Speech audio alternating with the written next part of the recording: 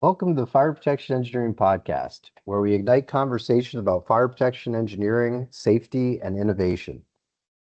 I'm Kelly Kidwell, and this is Ben Casey. We're both passionate fire protection engineers here to bring you the latest trends, in depth insights, and expert advice from across the industry.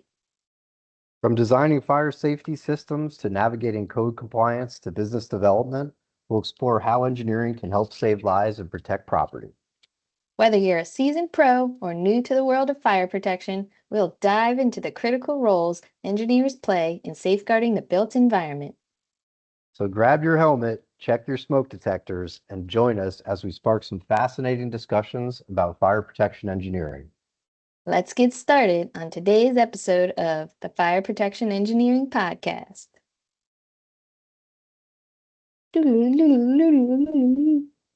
Kelly, good morning again. Good morning. For everyone listening, I'm Ben Casey, fire protection engineer. And I'm Kelly Kidwell, also a fire protection engineer. We're going to go again through some of these LinkedIn memes by Kelly, our representative memer in chief in the fire protection industry, and talk through some of these and talk through some of the comments. And we have a special guest today, my dog Babs, who's a 13-year-old beagle and currently snoring right next to me. I forgot to kick her out of the room. So anyways, sorry in As long as she's not advance. making beagle sounds, then we're okay. Sorry in advance, everybody. All right, so this is another top performing meme of the last 365 days.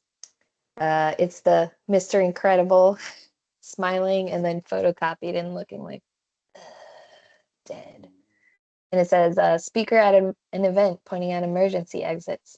Those who haven't seen the station nightclub video, happy those who have. I actually, when I remember seeing this one, I thought this was one of the best ones and would get the most response, but I guess it's not in the top 5. You're only looking for the last year, right? Or is this one Yeah, further back? this is the top. This is in the top 10, so this is number 6.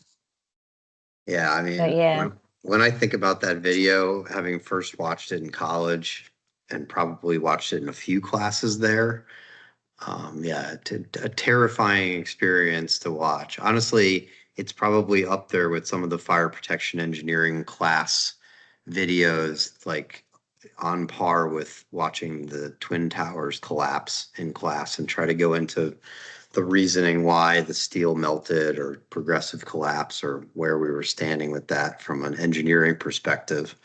So yeah, it's a massive, I guess I'll just, the one, well, there's two things. First of all, there was an exit directly behind the stage that no one knew about except for the performers. That always just tweaks me out. The fact that no one knew that existed and probably could have saved, I don't know. I know we did egress analysis at the time. I mean, this is, more than 2 decades ago for me where we worked on it. But I remember, if you included that exit, there would have been a lot less death and injury. And then the second part was the cameraman walking around and taking the video of the front exit where everybody was crowd crushed into the door. yeah, and hearing people like groaning and stuff. Yeah, that was the most terrifying thing ever. So It was, let's yeah. start. We started on a real positive note today. Yay! So did Yeah, I anybody? mean, I feel like though it's worth mentioning though because probably most members of the public have not seen this video, and obviously from a professional interest, I think every fire protection engineer should see this video. And I remember when we were showed it on the first day of class, basically like sophomore year, the first fire protection engineering class at University of Maryland, and it was life safety. And the first day of the first class, Dr. Bauer showed us that video. And once it finished, he was like, I think that's enough for today, like class dismissed. And we all just walked out like, what did we just get ourselves into? Like, maybe I should switch engineering majors.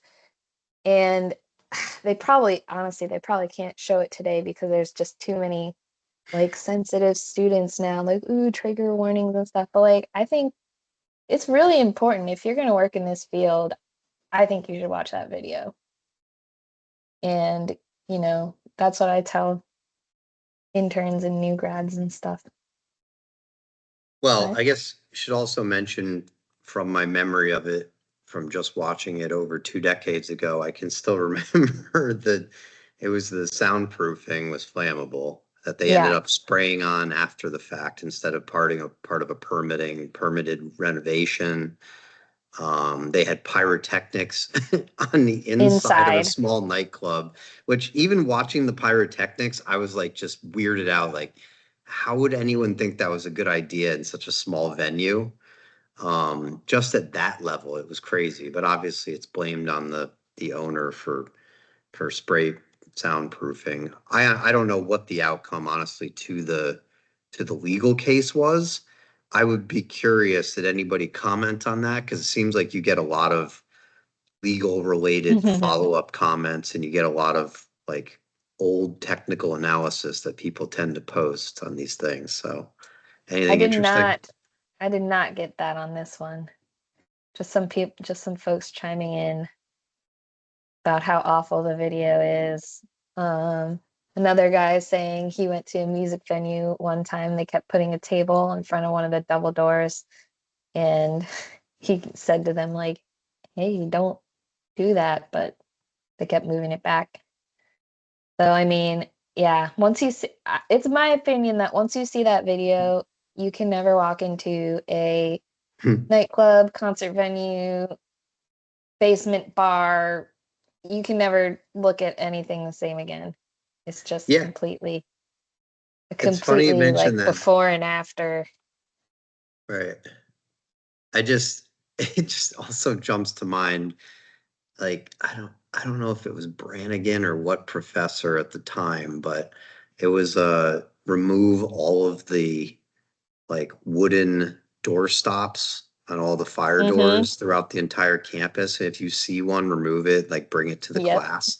And there was just like piles of them on a table. Um, all that kind of stuff. Like before you see videos like this or join the program, you would think someone asking you to do that was nuts, right? But we were all just like going, like, yes, that is absolutely something you need to Yeah. do, or not install a metal stop on the bottom of the door, or you know, I mean, it's Yeah. interesting. Unscrew them with screwdrivers. Just get in there and Right, take it off. right. Yeah.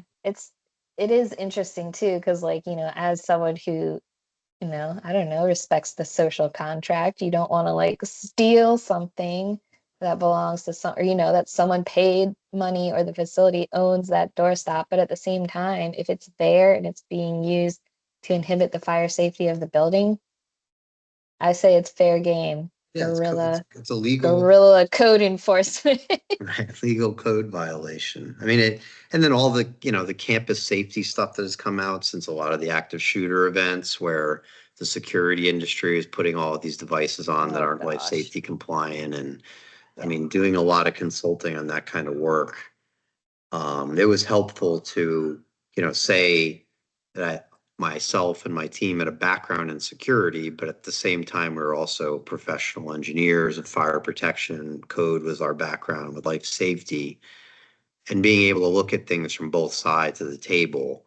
Um, because right, if you come in and start pulling the door stops out of the school before you have the meeting with your client, Mhm. they're going to think you're nuts on the life safety side. But then at the same time, you come in and you start screwing bolts into doors that are supposed to be, free egress, and you're a security professional, you're also kind of, you know, you're not doing what you should be doing. So I don't know. It's interesting to see both sides of things, but it definitely did change a lot of people's views to watch those kind of videos.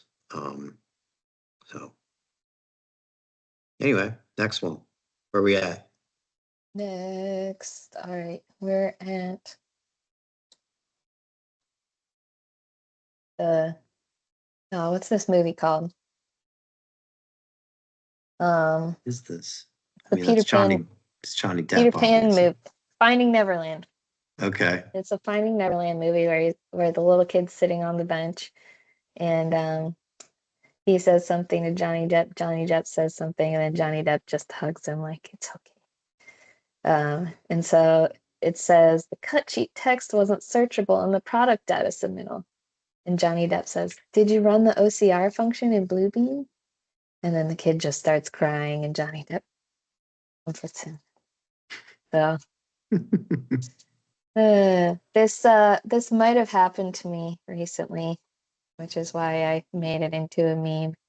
I was just like searching, like doing a review of a product data submittal. I can't remember if it was fire alarm or sprinkler, honestly, because I review so many dang submittals.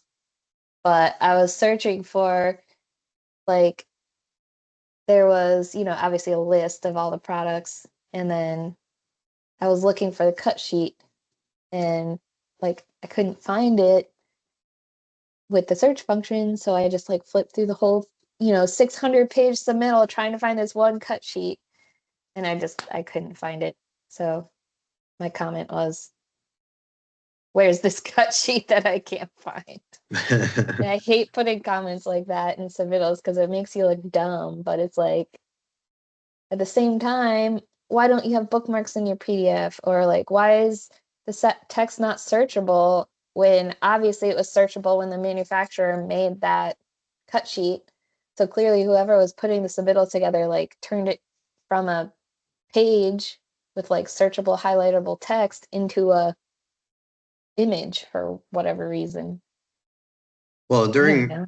during and right after college, I used to work for an integrator um, that did all of their submittals in color. And we used to, I mean, you'd go in and you'd put little arrow symbols next to every single like product that was actually used off the cut Mm-hmm. sheets. I haven't seen that in many submittals since, and they were definitely above and beyond in some of the outputs that we did, and that was sort of how I started. And to me, it seemed like the basis, right? But I mean, that solved that problem. It's not like this is a new problem. I think the funny thing is that like at some point we're gonna have a podcast about AI and how it can be used in our industry. But I think this is, the beginning of that conversation is things like this where if you just forget that there's something out there that can solve your problem in a second through technology, there's just so much technology now. It's moving so fast. It's like I might have actually used it a week ago, but I forgot it existed.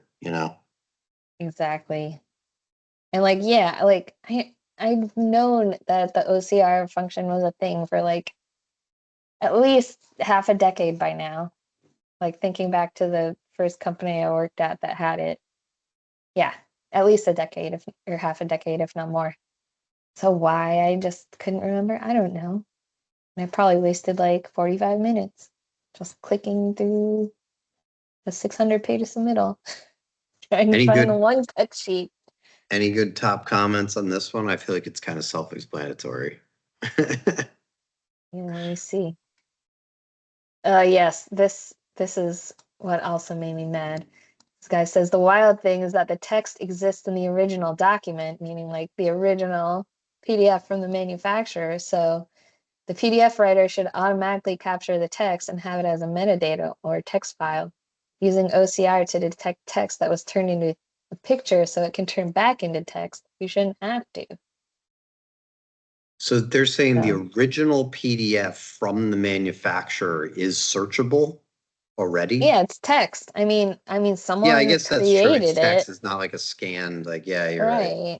Someone made it on whatever, like Microsoft Word or whatever template, I don't know, Adobe, and then uploaded it to their website, and the contractor downloaded it as, just a regular PDF, and then Well, yeah, I someone mean, turned it into an image. you know the reason. Well, yeah, I mean, it probably, if it was the original PDF, it would already be more accessible and searchable. But obviously, they can't post an editable Right. document. The funny thing about that, though, is now with Bluebeam and its premium features and Adobe and Acrobat's premium, you can just edit text in a PDF. So, like, we all follow these rules that I'm not even sure like make sense anymore. Mm-hmm.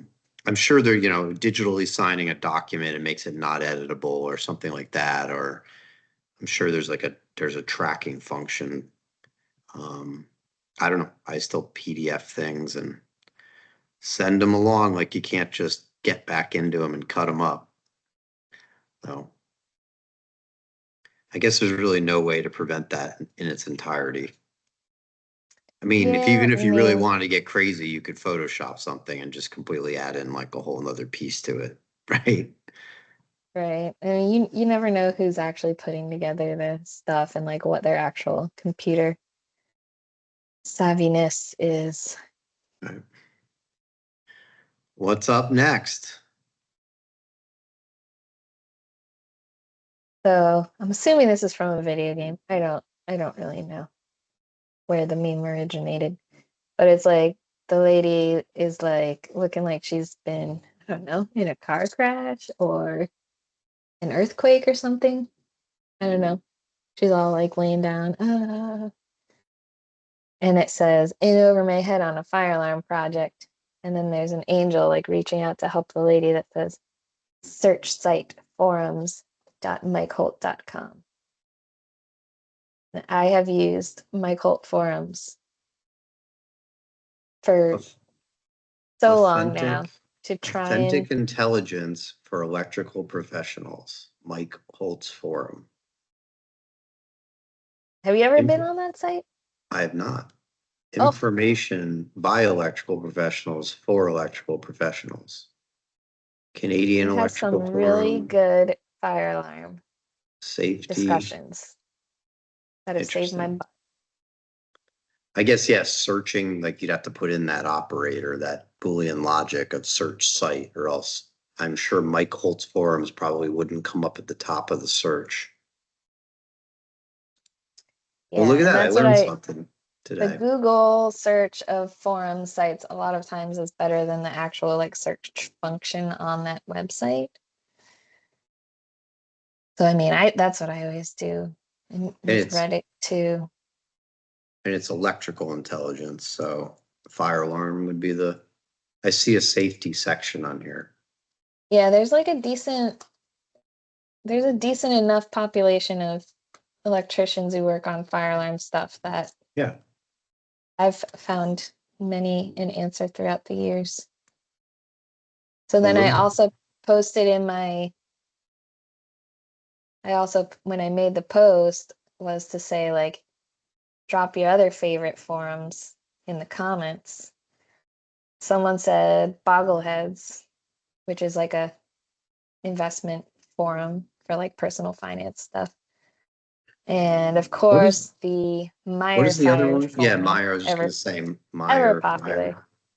There's a lot of sprinkler people that lurk on there, but whenever you ask a question about fire alarm or life safety, I feel like it's crickets sometimes.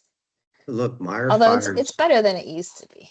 I was just gonna say Meyer Fire's entire like homepage looks way better than it used to be. It looks great. Hmm, Look at you, Meyer Fire. Meyer Fire. I met the Meyer Fire guy at SFPE last year. He's a cool dude. Fire codes and standards. All right. Okay. What do we think for the next one? Unless we can think of another like person helping out the industry just for their own fun and benefit of the community. I can't Yeah, I think of don't any have others. there's also some like installer groups subreddits that you can sometimes check out. Yeah, I see a few of the subreddits. Um, I don't know where I was, what firm I was working with at the time, or trying to help build out a practice, and they actually hired somebody off of the fire protection subreddit on Really? like, yeah, they started a direct chat with the person and ended up hiring them. Never heard that happen before then, but maybe that's That's coming. awesome. All All right. right. What's up Next next? meme, What are we on? Number 4? the penultimate. meme of this episode. It's the what movie is this? Dune. Dune. That's terrible. I read that book and loved it, so I should know this. But it's like You're such a book reading movie hater. I You're don't hate like, movies. whenever I think of like a book reading movie hater, your name jumps to the front of the line. Because the book is always better than the movie. Yeah, well, what do you want? It's a Although pretty good movie. this was a really good adaptation, I will say. Yeah. They left out some stuff, but all movies have to in order to fit it. Kelly, this is not a movie review podcast. Intern after 2 hours of code research when I tell them which chapter and section to look in. And then what he's saying, the Messiah. Yeah. Yeah, that's good. Just like the Messiah. Like, how do you know what? I remember being like a new grad and like a senior engineer doing that to me and being like, how do you just know that? Like, oh my gosh, that's insane. But then after like 2 years and you know, figure out where, how codes are organized basically. And then it's just like, oh yeah, of course you know that. Like, it's not that big a deal. Yeah. I think the anecdote to that is I thought that's why the fire protection PE exam was so much easier than the EIT or FE exam. Is just because getting used to how the code was arranged was really like half the battle. So if you had been doing code research or anything prior, you're already there. So it's interesting how important that is, right? And probably one of the first things that we keep bringing up AI here that AI will probably help us with, at least like get us to the right like sort of sections of the code when you ask it things. I don't think it's going to be able to analyze it and compare different sections for quite some time, but I think it's gotten to the point where it's like an intern level of intelligence. That's probably a good way to put it. Like, you can have it run some tasks, but you really, really need to check. Yeah. And like make sure. That's my other rule with interns is like, if you give them a task and they've been quiet for a couple hours and they haven't asked you a question, just go and check on them right away because they're probably already doing something wrong and they don't know the right question to ask you to get to the right thing. So intern new grad management, always fun. All right, the final meme of today. So it's Top Gear. I haven't seen this episode, but I assume it's an episode of Top Gear where it's who's that guy? Is that Clarkson? I don't know. So I put him as the average building owner. And he's saying, "This is brilliant" to the car that's labeled ITM schedule, proper record keeping. And he says, "But I like this, deferred maintenance and underfunding." I get this question feel a like lot. Is every single facility ever, because no one ever puts enough money towards maintenance. And I feel like it's getting worse because we are having more and more complicated systems as time goes on that, might require less manpower as far as maintenance goes, but they do require more money. So, for example, spot detectors versus a VESDA unit, right? Spot detectors, to do the to test them, you would have to go to every single one, spray it with the can, wait for it to activate. Whereas with the VESDA, you can just go up to the unit, spray it or put the little, smoke pen in the test tube, and then you're done. You're done your annual test because it went off. But when a spot detector goes bad, you just take it off the ceiling, throw it away, put in a new one, boop, and you're done. And it costs like, I don't know, what, $60 for a new one. For the VESDA, if that whole unit goes bad, it's like thousands of dollars. And even just the filters alone are like $100 some $200 to replace a filter, which needs to be done every so often. I don't know off the top of my head, but it's just like, yeah, we're saving money on the labor aspect of it, but you're not saving money overall because the actual like materials and if you need to get an expert in to like reprogram something, then it's gonna cost more money too. So I don't know. I just feel like there's definitely a disconnect between owners and what the actual cost they should be setting aside for maintenance is. And it's pretty apparent in almost every facility that I walk into. Like, unless you're really on top of stuff, it's probably not being maintained properly. Yeah, I mean, I know recently a bunch of the big fire alarm manufacturers have a self-test function, but you still need to witness the test of each device. And so to me, it didn't seem like really any savings, but then in certain applications, like in a hospital, where you don't want to have to enter a patient room where the patient, is in a critical condition or whatever. You can look through like a viewing window to actually see the detector when it's in self-test mode. And you don't realize how, I mean, that is monumentally important in large hospital facilities with multiple buildings across a campus, the fact that you don't have to enter patient rooms. Um, and like, Or the so, OR, right. I mean, you don't have I to get never in the even bunny thought suit of or that. whatever. To me, I Yeah. was like, well, you still need to walk around. It's not that much of a savings, but in those type of scenarios, it is. So I think there's companies are addressing the issue. I mean, you say like not a lot of owners do it. I think that more than other systems they do because it's safety Oh, related, yeah. it's regulatory required. I get the question all the time from like private equity or other firms looking to acquire companies, it seems to be a typical question, like during an economic downturn, what systems do owners still spend money to upgrade versus don't? When will they defer maintenance? Like which systems will be deferred first? So if you start thinking about it outside the fire protection engineering world, you start to realize that that's actually a huge benefit to us working in that part of the industry is that, in a downturn, it's regulatory requirements to continue to test and replace those systems when they go down. Whereas, the rest of the building could be falling apart if the owner doesn't have money to maintain it. Um, so Yeah, but yeah, I like mean, never it enough, but depends how always not good the that. enforcement is too. Because how many Right. times have you walked into a building and see like 40 troubles on the fire alarm panel?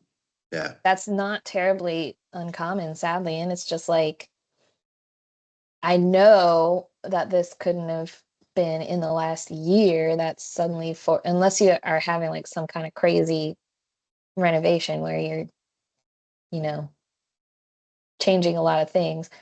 But it's just like, I know you can't get 40 in it in a year. So someone has not been maintaining this. Well, installers do make a lot of their money off of inspection, testing, and maintenance ongoing contracts. I think to the point of very small margins on the original bid, but obvious, like it's fairly obvious you're going to get the add-on maintenance contract. So I think really a lot of the profit and margin in that side of the industry is coming from that. So, I mean, that speaks to the expense of it, right? But it also speaks to at least it pushes the installers or the firms doing inspection, testing, maintenance that are a third party and not an internal facilities group, it pushes them to want to do more, which is a good thing, right? It's almost like the capitalist drive to make your money on the back end actually makes the system safer and enforces more testing. Um, Sort of a self-enforcing, non-regulatory, free market pitch right there. There you Hmm. go. So it's interesting though. Interesting problem to have. I mean, NFPA's come up with a new, combined standard for all of inspecting all the systems as they interrelate. I can't remember, what And is it, two? commissioning too. NFPA 3 is commissioning, I think. Three, And yeah. yeah, maybe NFPA 2 is the ITM. Okay. But yeah, I mean, yeah, it's easy to see how a building can get super complicated really fast if you have a large building with tons of interacting systems like elevators, stair pressurization, maybe some kind of smoke management system, doors on hold opens. Like all that stuff really does kind of need to be tested all at the same time, Yeah.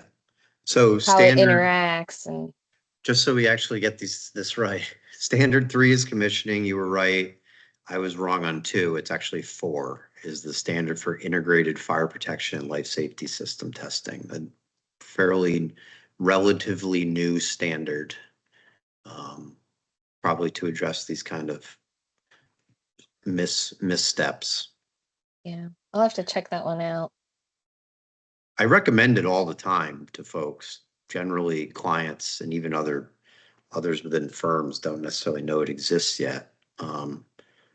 But it's a worthwhile document, right? To at least act as a guide of like how to coordinate all this between multiple, maintenance contractors and whatnot.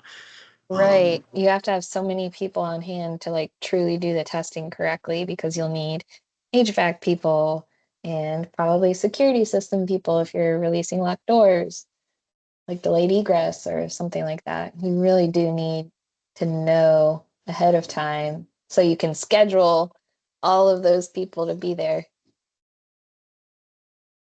All right. Well, that's it for today, I think. We will pick this up with another list next week. Maybe we can try to figure out some of the older ones from the previous year that were Yeah, top ones. I'll Because have to the see. best end up coming first at some point. Um, I have some greatest hits, some sprinkler ones that did really well. there you Sprinkler go. people on LinkedIn can be fanatic. There's a lot of sprinkler fanatics out there. Sprinkler fanatics, kind of like the Taylor Swift fanatics on the same level. Swifties, Yeah. Swifties, Spring. sprinklies, Yeah, there you go. sprinklies, Let's end on sprinklies. sprinkleries. All right, Kelly, till next time. And bye to everybody out there. See ya. And that's a wrap on today's episode of the Fire Protection Engineering Podcast. We hope you found today's discussion as illuminating as a well-designed sprinkler system. That makes no sense. Remember, fire protection engineering is all about making spaces safer for everyone. If you enjoyed today's episode, be sure to subscribe, rate, and leave a review. And don't forget to share the podcast with anyone you think could benefit from it. Got questions or topics you'd like us to cover? Drop us a line on social media or through our website. We love hearing from our listeners. Thanks for tuning in, and remember, safety is no accident. Until next time, stay safe and keep engineering for a safer world. See you next time on the Fire Protection Engineering Podcast.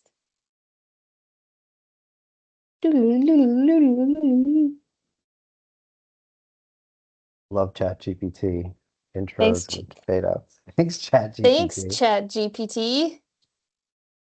All right.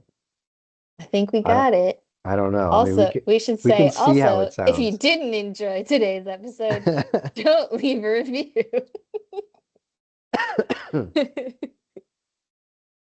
I mean, we'll see how it sounds. I guess we can redo it if we think it's ridiculous, right? It's going to be ridiculous.